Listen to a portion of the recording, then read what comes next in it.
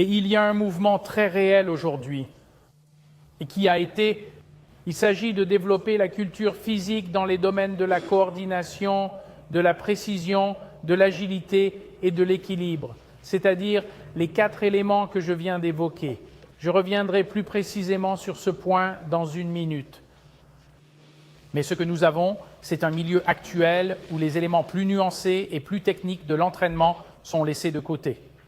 Aussi simple que soit le squat, aussi simple que soit le deadlift, ils ont besoin d'être enseignés, n'est-ce pas, messieurs? Ils ont besoin d'être enseignés.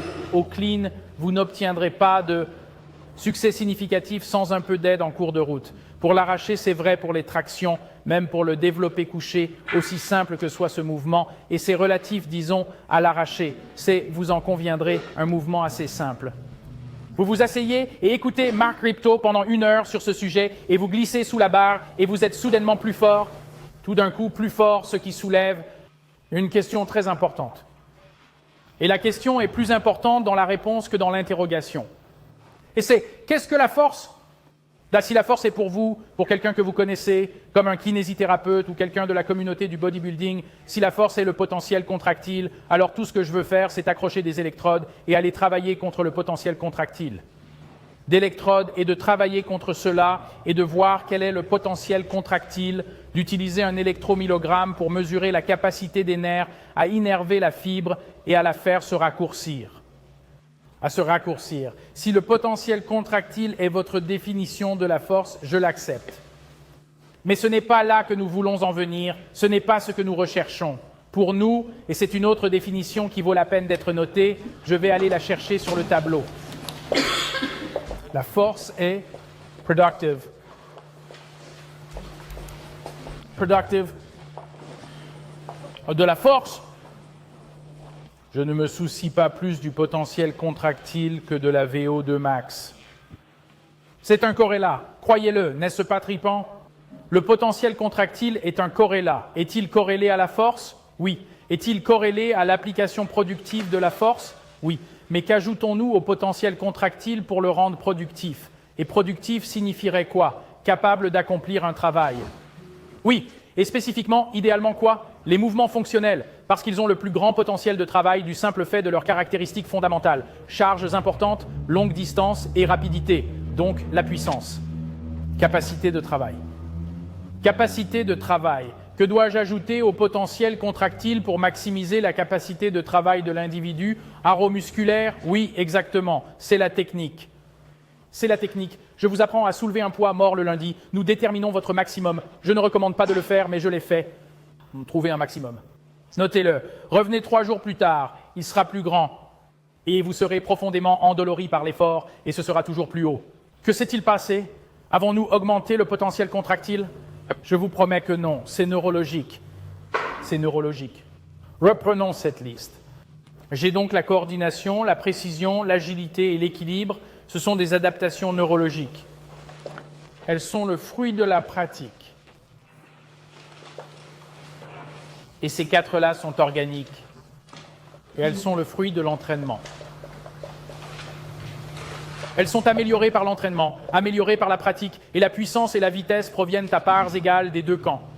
Nous avons pleinement adopté une culture du fitness, pas vous les crossfitters, le reste du monde a pleinement adopté une culture du fitness qui a fait de la coordination, de la précision, de l'agilité et de l'équilibre des éléments de la plus basse importance. Et je ne parle pas d'essayer d'enseigner au corps des Marines comment faire des saltos arrière debout ou comment faire marcher les joueurs de football sur les mains. Je parle d'essayer d'amener des gens normaux en cours d'éducation physique dans notre entraînement quotidien, certainement dans l'entraînement sportif, mais peut-être moins, à entreprendre des mouvements qui ont une composante de coordination, de précision, d'agilité et d'équilibre. Et nous avons donc essayé d'introduire certains de ces mouvements, comme l'épure et le squat aérien, dans certaines communautés, et on nous a tout simplement dit que ce n'était pas approprié, pas ici. Quelles en sont les raisons? J'ai entendu dire que les soldats n'étaient pas assez intelligents pour l'arracher. J'ai entendu dire que l'épaulé jeté était dangereux pour les collégiens. On m'a dit que la police de Los Angeles n'avait pas assez de temps pour apprendre aux gens à s'accroupir. J'ai été, les excuses sont tout simplement infinies. sans fin. Si vous voulez définir ce programme, je peux vous dire qu'à un certain niveau, vous pouvez le considérer comme une prescription, n'est-ce pas? Il s'agit de mouvements fonctionnels constamment variés, exécutés à haute intensité.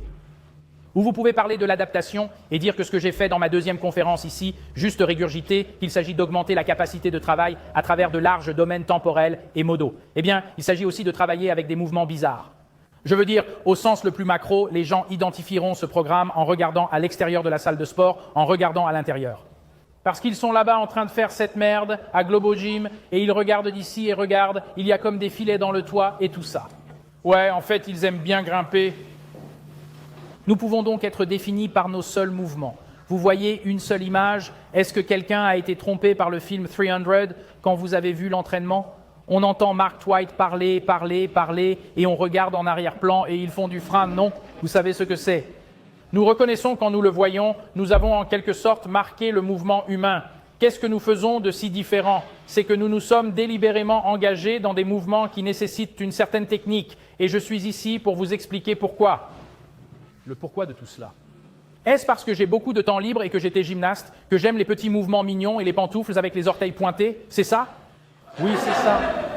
Tu n'étais pas censé leur dire. Non, c'est parce que le jeu en vaut la chandelle. Le résultat en vaut la peine. Maintenant, regardez. Nous avons délibérément limité la coordination, l'action, l'agilité et l'équilibre. Et je ne parle pas d'enlever les éléments de gymnastique, même si j'entends toujours dire que des gars de 1,80 m et de 200 kg ne peuvent pas faire de gymnastique. Je leur ai présenté Eddie Lugo. Ils se disent « Oh merde, d'accord, laissez-moi trouver une autre excuse ». Et d'ailleurs, ce qui est dangereux n'est qu'un faux fuyant totalement infondé. Pas infondé. Il existe des... il y a des raisons de s'engager dans ces mouvements qui n'ont rien à voir avec autre chose que la sécurité. Si je peux justifier l'inclusion des mouvements que nous incluons, c'est uniquement pour des raisons de sécurité. Nous avons donc réduit l'équilibre, l'agilité, la précision, la coordination et, immédiatement, la puissance et la vitesse en pâtissent. Pourquoi? Avez-vous besoin de ces éléments pour agir? Oui, ils sont construits à partir de cela. Oui, ils sont à moitié neurologiques, au moins. Prenons l'exemple de la force. Si la force est l'application productive de la force, peut-on développer une force maximale sans technique? Mais s'il s'agit du potentiel contractile, c'est possible. C'est possible si le potentiel contractile, si nous l'acceptons comme définition de la force, alors peut-être que le bodybuilding est la voie à suivre. On ne pratique pas vraiment cela. Maintenant, accrochez-moi. Oui, regardez, je le fais. Mais ce n'est pas ce que nous recherchons. J'ai besoin de déplacer un corps ou un objet externe d'un point A à un point B de manière efficace et efficiente. Je veux de la puissance. Je veux déplacer des charges importantes sur de longues distances et rapidement. Et ce que nous savons, c'est que la clé, la chose qui relie la fonctionnalité à l'expression maximale de la puissance,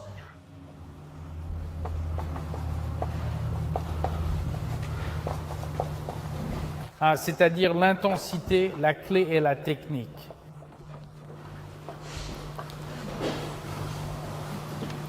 Si vous adhérez à l'idée que la force est une application productive de la force, vous pouvez mettre en place des situations où une simple technique fait la différence entre le succès et l'échec.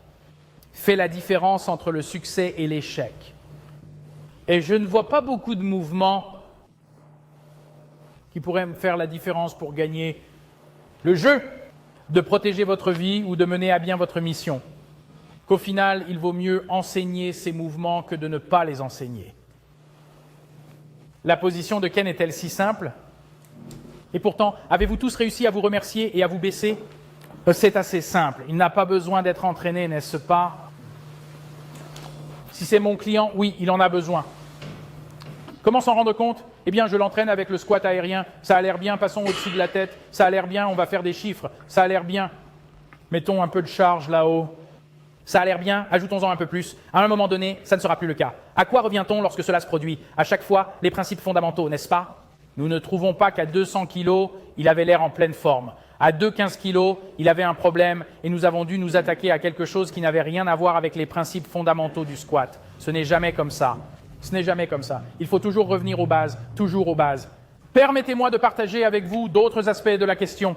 La flexibilité. Je peux venir dans un environnement d'athlètes encore et leur dire « vous devez devenir plus flexible, vous devez être plus souple, vous avez besoin d'une plus grande souplesse ». Et je peux faire appel à un coach en étirement.